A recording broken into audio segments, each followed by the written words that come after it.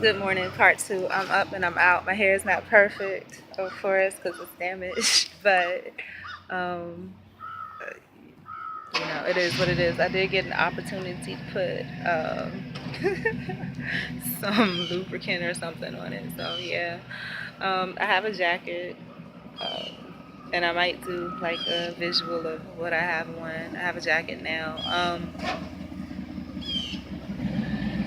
There's a big truck that just went by. I think there was like a crossing guard. Maybe it's the end of crossing guard time or something. I don't know. But the windows were tinted real dark, so I can't tell. I want to talk a little bit about racism within the Afro community. Now, growing up, I never really considered myself a racist in any form, being that I was raised by bicultural, not raised because my father wasn't there after the age of 10 or 12, but am a product of bicultural, by ethnic, or by racial relationship. And so this is my thought process. This morning when I woke up and I walked out of the door, I saw a young girl sitting on a porch.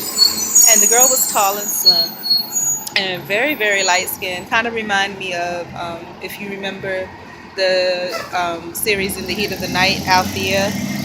Like, she reminded me, a lot of her features were her, but she with hers were a lot prettier. And she was sitting there, and it took me back to like plantation. I don't know why. Like, the thing about the plantation girl sitting on the porch with, her hair mixed braid with the hair um, in two braids back, but, passable for white.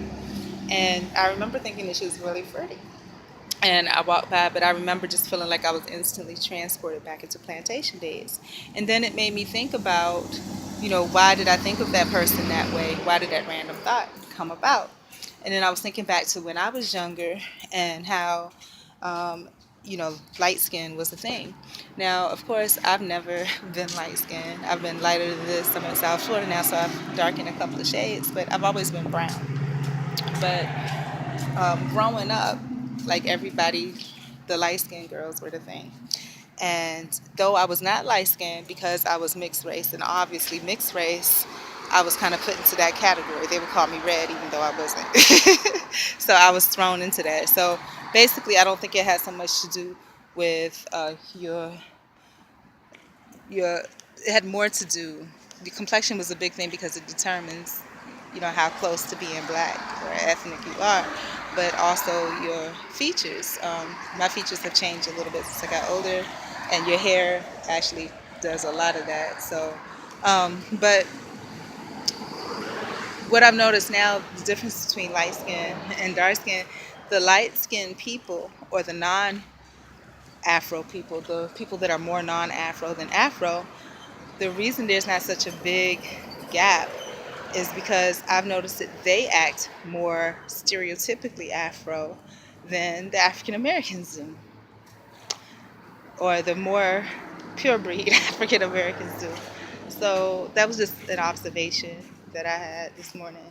Um, what I wanted to talk about, well, I talked about it a little bit yesterday about the situation at work. I don't know if I want to disclose, where I work at or the exact industry that I work in because, I don't know if I want all my business out there like that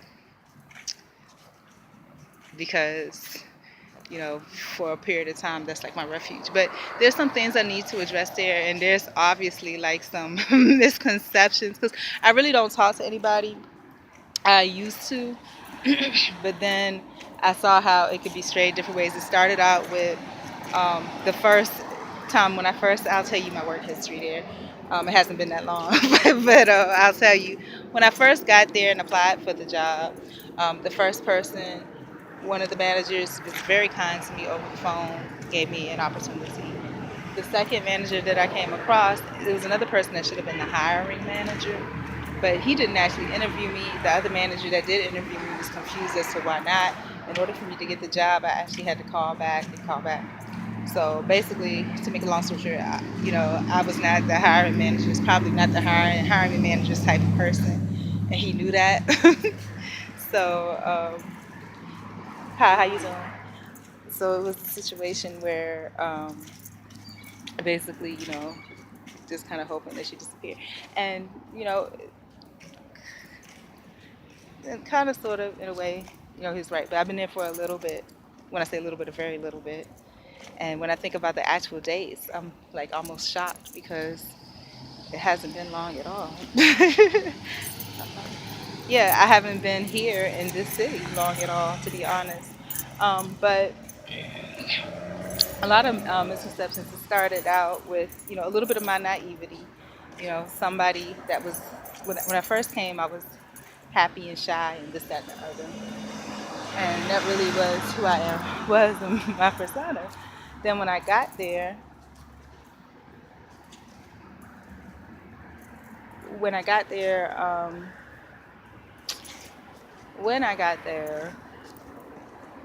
of course, awkward, trying to fit in.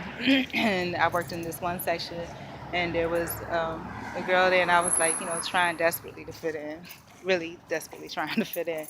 And I was thinking, oh, this is going to be a friend. But it's like, I have to kind of put into consideration that I am a lot older, and even though I don't feel it, people see it, and it's just, and so that may be something that makes them feel a little differently. So I thought it was good. Then somebody else was introduced in, and when that person was introduced in, it was like I was completely ignored, like disrespectfully ignored. And it could be for a couple of different reasons. Again, the sociology of it all could be for a couple different reasons. Yeah. But then on top of that, like again, this that what would be the error in my person there? Um, Maybe envy because I wanted to fit in more than I did, and this other person just kind of came in, and because they possibly I don't know if it was an age thing because there's somebody else that's my age too, but that's a male, but it was something, a combination of things that made it so I wasn't like the best or the perfect fit. Um, and then the next flaw that I had, so envy was one, naivety. Somebody asked me to call them from my phone or text them from my phone. I thought that they wanted that because they were having some relationship problems or something and they were trying to get in contact with their girlfriend or something and they weren't answering the phone. So I was like, here, take my phone, do what you need to do. Wasn't the case at all. That was their sneak playeristic way of getting my number, So then from there, I figured because like me personally, like my phone, personal stuff is different. You know, it's kind of a free for all. You know what I'm saying? It's like I'm very open about a lot of things, and so that put me in a in a situation where I guess this person thought it was okay to disrespect. But again, because of my lonerism, I didn't realize that this is just how people there normally interact with each other. And so I don't interact on on that level. It's like um, if I give anything personal, it's it's personal. It's for personal use.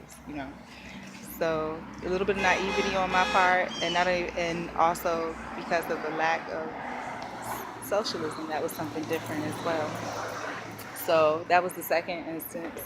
Third instance, because I know that for the most part I'm quiet and shy and a lot to myself because a lot of things, when you get older, you've been through a lot. Sometimes you need personal reflection time and you reflect on these things. And so I didn't want to, especially in this environment, I didn't want to be one of those people that I didn't want to shut down in such a great environment. So I did the opposite. I became very much more outgoing. And when I did that, what happened, I think it was misperceived.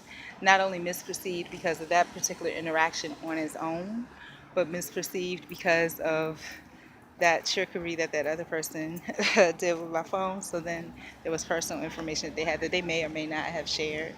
And because of that, coupled with my outgoingness towards this one person, that probably led to some misconceptions and misperceptions and me trying to be cool and do stupid stuff.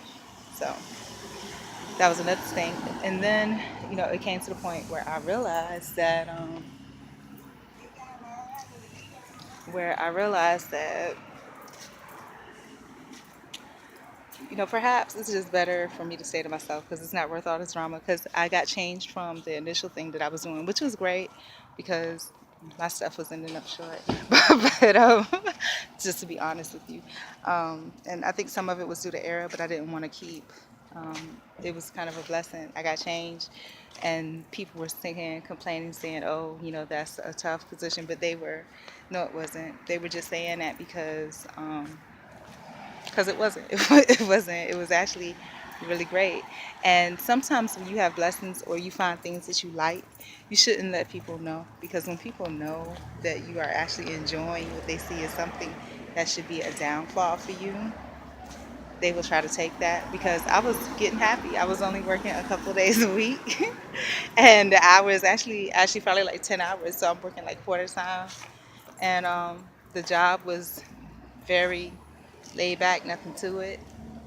And then when I started, I guess, kind of, I mentioned a little braggadociously that I enjoyed it. It all just kind of worked out perfect.